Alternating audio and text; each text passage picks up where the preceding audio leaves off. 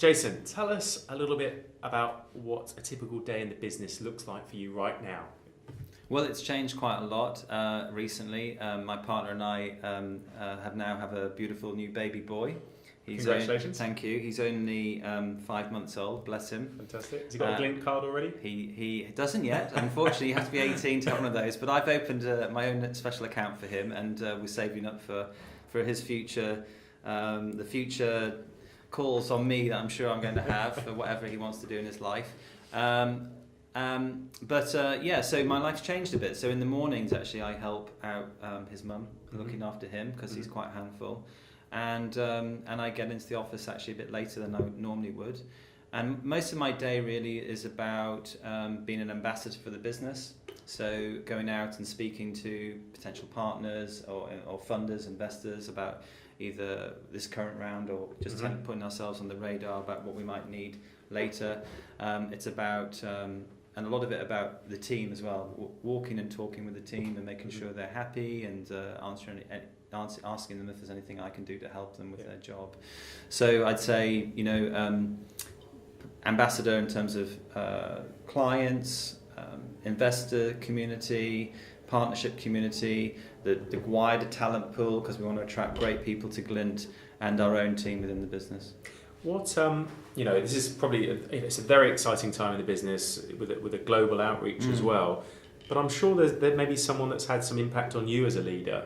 Is there anyone perhaps that's been a mentor to you or had an impact to you on your life so far, and perhaps why do they have that impact? I feel very lucky to have had some amazing people in my life and continue to have some great people in my life that always give me advice. And I think that's something that one of the greatest bit of advice I've always had is get great advice. Be open to ideas and thoughts and share your problems and challenges and ideas with other people. So I've never been frightened to do that. We currently have a fantastic board of directors, for instance, and a kind of wider group of people that are helping us with Glint. But I think the two people which, if they're listening, I'd like to say thank you, really. First of all, is a chap called Jeffrey Lippman, who, especially in my early part of my life, was a great influence on me. In fact, he helped me set up my first company, Visuality, when I came out of university in my early 20s. And he was a great contrarian. He was a great devil's advocate. So he taught me about contrarian thought and devil's advocateship. In fact, I always had to try and work out whether or not what he was talking about was just for the sake of being the devil's advocate or actually made sense. That was great. And also recently, actually, a chap called James Booth. James has a company called Scooter. They're in advertising technology. James has already been a very successful entrepreneur and built up his own startup originally, which he ended up selling to Google. He's been very generous with his time and ideas, and actually isn't the amount of time he spends, but because he's a very busy person himself, but being able to pick up the phone to him and just say, what do you think about this or that, and he give me 5 or 10 minutes of his time has been invaluable. Fantastic. Now, employee engagement is obviously very, very important in any company and organisation. I'm just curious to share with our listeners, what are you doing within the organisation from the top to really engage your employees? Well, people and talent are equally important for us in our business strategy alongside things like the brand and our technology.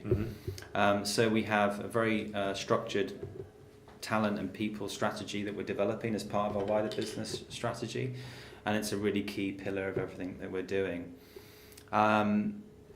One of the things that I can do is, for instance, with our team, is just walk and talk and be very open to them. I have a completely open door policy. In fact, I don't have a door. In fact, I don't even have a desk at the moment with that we've grown that much. And I try and spend a lot of my time going for a coffee, going for lunch with people, having meetings with people, asking them if there's anything that we can do to make their job better. And I think that works. That's fantastic. And what do you think is the biggest challenge facing business leaders today? Well, I think the number one challenge that business leaders have to address on a daily basis is keeping the company on mission. As I said before, our vision is to give everyone an equal opportunity to prosper, and our mission, is to bring a reliable form of money to the world. It's very easy, and especially in a startup where you're growing tremendously fast and you have some really challenging dates and goals to achieve in the short term, that you might lose track of that overall mission. So being able to reinforce that, I think, is one thing. And the other, certainly the one that we face, and I'm sure other people who are in exciting areas face as well, is the prioritization of opportunities. There are so many opportunities with Glint. The biggest danger is that we don't prioritize the right ones to go with. How does someone who comes into the organisation, how do they understand the culture of the company from day one or perhaps even before? Yeah, well, I think when I was listening to another podcast, I did hear a story about one of the most successful online businesses that the founder had interviewed directly, I think, the first 600 people that had joined the business. And that's certainly the way we are at the moment with Glint, is that every person joining the company gets interviewed by either myself or my co-founder Ben Davies, who I'm very fortunate to work with. And I think that means that there's no interpretation, there's no veil through which the mission comes and the culture of the company comes. It comes directly from us. Yeah. I think the challenge and what we're addressing at the moment is how you productize that. So we're working on, for instance, talent portals and videos, not just talks from ourselves, but also now the team. We have 50 great talented people out there, and it's about their opinions and how the culture is starting to develop in a wider area now. Fantastic. And what, if there was perhaps a mistake that you've witnessed leaders making more frequently than others, what have you seen in your past? That's a really easy one. Micromanagement. I mean, I don't think I need to say much more than that. And if there was perhaps a behaviour or a trait that you've seen derail a leader's career, what would it be? I think that one of the challenges for leaders is to live both the future vision of the business and be in the present at the same time. And as you go through the different stages of the business, at the beginning you have to be a total visionary, and you have to totally live the future vision, because there's plenty of people around you telling you can't do it, or you won't be allowed to do it. There's lots of problems that you have to go through. There's lots of pain that you have to go through. And so the way you insulate yourself, or certainly the way I did it, was just to live in that future of success that I was imagining. Yeah. But as the business starts to evolve, you need to somehow keep living in that vision and keeping that moving it forward, but also live in the present. And so you actually need to start feeling those pains. Yeah. How do you marry the two? I think one of the secrets is to have a pretty great group of people around you as well that can help you with that. Absolutely.